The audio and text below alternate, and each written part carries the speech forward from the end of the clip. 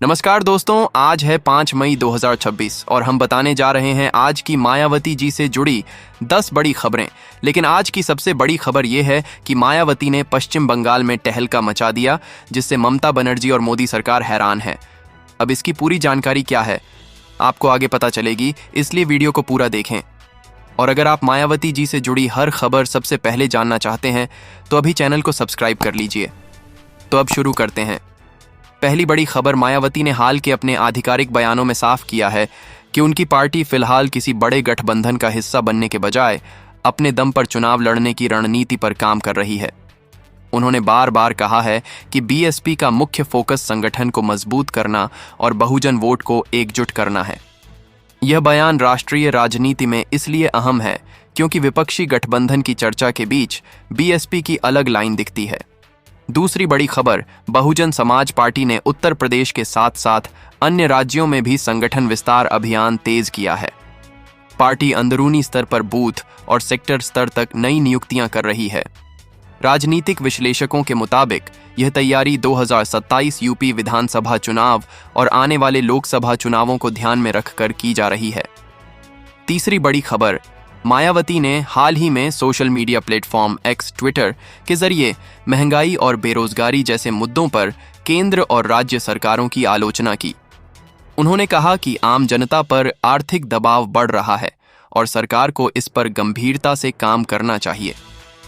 उनके ये बयान अक्सर राष्ट्रीय मीडिया में चर्चा का विषय बनते हैं क्योंकि वे सीधे जनता से जुड़े मुद्दों को उठाती हैं। चौथी बड़ी खबर, मायावती ने बाबा साहेब BR अम्बेडकर की विचारधारा को आगे बढ़ाने पर फिर जोर दिया है। उन्होंने अपने कार्यकर्ताओं को निर्देश दिया कि वे सामाजिक न्याय, समानता और संविधान के अधिकारों के प्रति लोगों को जागरूक करें। बीएसपी लगातार खुद को बहुजन हित की पार्टी के रूप में पेश करती रही है और यह लाइन अभी भी उसकी मुख्य पहचान बनी हुई है। पांचवीं बड़ी खबर, पश्चिम बंगाल को लेकर बीएसपी की गतिविधियां अभी सीमित लेकिन मौजूद हैं। पार्टी ने वहां कुछ क्षेत्रों में संगठनात्मक उपस्थिति बनाए रखी है, लेकिन अभी तक कोई बड़ा चुनावी उछाल या ऐसा परिणाम सामने नहीं आया है जिससे यह कहा जा सके कि ममता बनर्जी या भारतीय जनता पार्टी को सीधा बड़ा झटका लगा हो। राजनीतिक स्तर पर इसे फिलहाल संभावित विस्तार एक्सपेंशन फेज के रूप में देखा जा रहा है, न कि बड़े प्रभाव के रूप में। छठी बड़ी खबर, मायावती ने पार्टी के अंदर अनुशासन को लेकर सख्त रुख बनाए रखा है। हाल के समय में उन्होंने स्पष्ट निर्देश दिए हैं कि जो भी नेता या कार्यकर्ता पार्टी लाइन के खिलाफ काम करेगा या छवि खराब करेगा, उसे तुरंत बाहर किया जा सकता है। बीएसपी में टिकट और पद देने के मामले में वफादारी प्लस जमीनी काम को प्राथमिकता देने की बात दोहराई गई है। सातवीं बड़ी खबर, बहुजन समाज पार्टी ने युवाओं और नए वोटर्स को जोड़ने के लिए डिजिटल प्लेटफॉर्म पर सक्रियता बढ़ाई है। पार्टी अब सोशल मीडिया, लोकल कैंपेन और छोटे स्तर की बैठकों के जरिए अपनी पहुंच बढ़ाने की कोशिश कर रही है ताकि नई पीढ़ी को अपने साथ जोड़ा जा सके। आठवीं बड़ी खबर, मायावती ने कानून व्यवस्था और सामाजिक मुद्दों पर समय समय पर उत्तर प्रदेश सरकार, खासकर योगी आदित्यनाथ की नीतियों की आलोचना की है। उनके बयान मुख्यतः अपराध, दलित उत्पीड़न और प्रशासनिक कार्रवाई जैसे मुद्दों पर केंद्रित रहते हैं, जो बीएसपी के पारंपरिक वोट बैंक से जुड़े विषय हैं।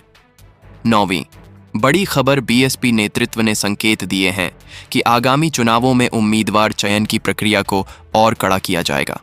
पार्टी ऐसे उम्मीदवारों को आगे लाने की कोशिश कर रही है जिनकी स्थानीय पकड़ मजबूत हो और जिनकी छवि साफ हो, ताकि चुनावी प्रदर्शन बेहतर किया जा सके। पश्चिम बंगाल सहित अन्य राज्यों में बीएसपी अभी धीरे धीरे विस्तार की रणनीति पर काम कर रही है। राजनीतिक विश्लेषकों का मानना है कि पार्टी फिलहाल तुरंत बड़े नतीजों के बजाय लंबी रणनीति पर ध्यान दे रही है, यानी पहले संगठन मजबूत करना, फिर धीरे धीरे वोट शेयर बढ़ाना। इसीलिए अभी यह कहना कि वहां कोई बड़ा राजनीतिक झटका लग चुका है सही नहीं होगा, लेकिन भविष्य में संभावनाएं जरूर देखी जा रही हैं।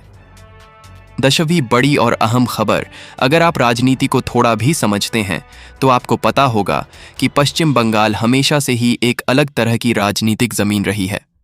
यहाँ कभी वामपंथ का दबदबा था, फिर ममता बनर्जी ने उस किले को तोड़ा और अब बीजेपी वहां अपनी पकड़ मजबूत करने की कोशिश कर रही है। लेकिन अब इस पूरे खेल में एक तीसरी ताकत धीरे धीरे एंट्री लेती दिख रही है, और वो है बहुजन समाज पार्टी।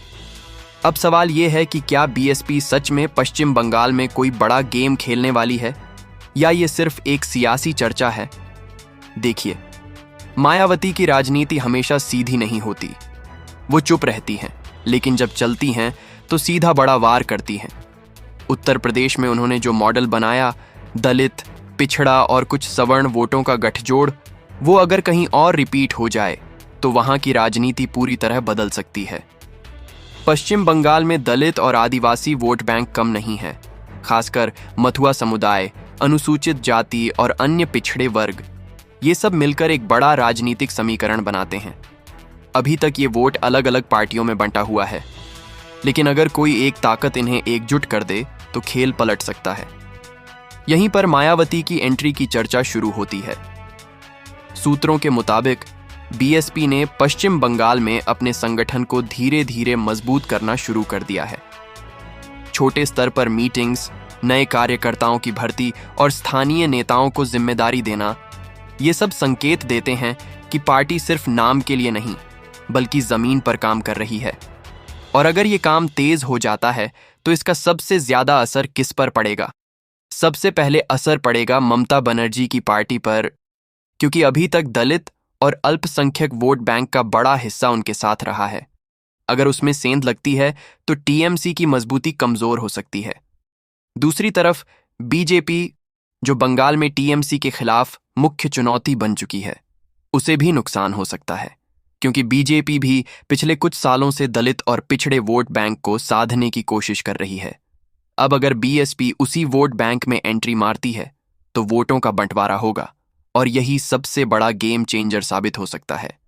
राजनीति में हमेशा जीत सिर्फ ज्यादा वोट पाने से नहीं होती, बल्कि विरोधी के वोट काटने से भी होती है, और बीएसपी इस खेल को बहुत अच्छे से जानती है।